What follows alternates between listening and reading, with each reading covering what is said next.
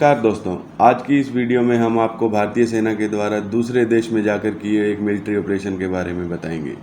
जब भारतीय सेना ने पूरे मालदीव तथा उसके राष्ट्रपति शिक्षा मंत्री को आतंकियों से बचाया था।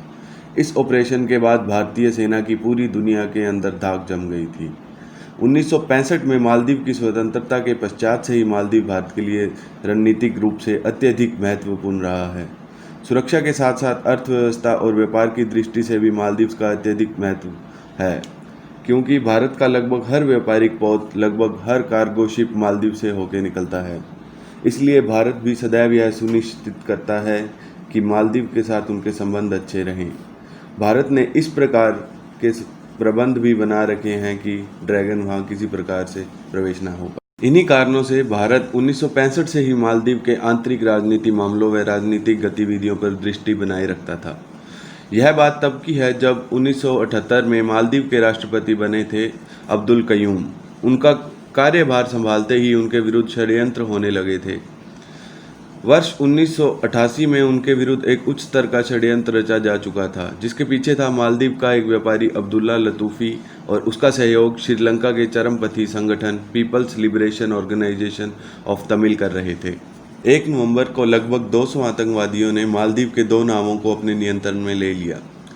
उनके मालदीव की सीमा में प्रवेश करते ही इसकी सूचना मालदीव के अधिकारियों को प्राप्त हो गई। मालदीव के विदेश सचिव ने भारत, पाकिस्तान, श्रीलंका, सिंगापुर व ब्रिटेन जैसे देशों के लिए मदद के लिए फ़ोन मिलाना शुरू किया। पाकिस्तान, श्रीलंका और सिंगापुर ने अपने हाथ खड़े कर अपने आप को इस प्रकार की स्थिति से निपटने में असमर्थ बताते हुए किसी भी प्रकार की सहायता देने से मना कर दिया। ब्रिटेन ने मालदीव से अत्यधिक दूरी होने की बात का हवाला देते हुए कहा कि वह सहायता तो भेज देंगे, किंतु जब तक मदद मालदीव पहुंचेगी सब कुछ समाप्त हो चुका होगा। ब्रिटेन ने सलाह आवश्यक दे दिया कि सबसे अच्छा यही होगा कि वह भारत की सहायता का अनुरोध करें। दूसरी ओर मालदीव की धड़कनें तेज हो रही थी। बात यह थी कि मालदीव के अधिकारियों ने सबसे पहले भारत को ही संपर्क किया था, किंतु उस समय भारत के प्रधानमंत्री राजीव जी कोलकाता से नई दिल्ली की यात्रा कर रहे थे। अपने हवाई जहाज में थे, इसलिए उनसे संपर्क नहीं हो पा रहा था। मालदीव सांसें रोककर उनके उत्तर का प्रतीक्षा कर रहा था। दिल्ली पहुंचते ही प्रधानमंत्री ने अपनी कैबिनेट की मीटिंग बुलवाई, जिसमें सबने एकमत से मालदीव की अविलंब सहायता करने के प्रस्ताव को पारित किया। इस अभियान के लिए भारतीय सेना के पैराशूट रेजिमेंट को चुना गया। निर्णय ये भी लिया गया कि अभियान को पूर्ण रूप से गोपनीय रखना है। प्लॉट के विद्रोहियों को अगर इस बात का पता चलता तो वह घबराहट में कोई अनहोनी कर सकते थे। इसके बाद में पैराशूट यूनिट के मेजर विनोद भाटिया को पैराट्रूपर इकाई को 1 घंटे के अंदर अभियान के लिए तैयार होने का आदेश दिया गया। कर्नल सुभाष जोशी ने पैराट्रूपर इकाई को यथाशीघ्र आगरा के केंद्रीय डिपो से निकलकर हवाई अड्डे की ओर निकलने का आदेश दिया। उन्होंने दोनों कंपनी के कमांडिंग अधिकारी को निर्देश दिया कि केंद्रीय आयुध डिपो से आगरा एयरफील्ड के लिए तुरंत निकल जाओ। ये भी कहा कि अगर कोई रोकने का प्रयास करे तो गोली मार देना, लेकिन रुकना नहीं है। एक सेकंड बहुत महत्वपूर्ण थे। ब्रिगेडियर बलसारा को ऑपरेशन कैक्टस की टीम को लीड करने का जिम्मा सौंपा गया और कर्नल सुभाष जोशी को इस टीम का कमांडिंग अधिकारी नियुक्त किया गया। अब इन लोगों को एक ऐसा विश्वसनीय व्यक्ति की आवश्यकता थी जो कि माले एयरपोर्ट से भली भांति परिचित हो और मालदीव का भी पूर्ण रूप से ज्ञान रखता हो। इस काम में ऑपरेशन कैक्टस की टीम की सहायता श्री A.K. बनर्जी ने की। वह तब के मालदीव में भारत के राजदूत थे। श्री बनर्जी मालदीव से भली भांति परिचित थे और वहाँ की अच्छी जानकारी रखते थे।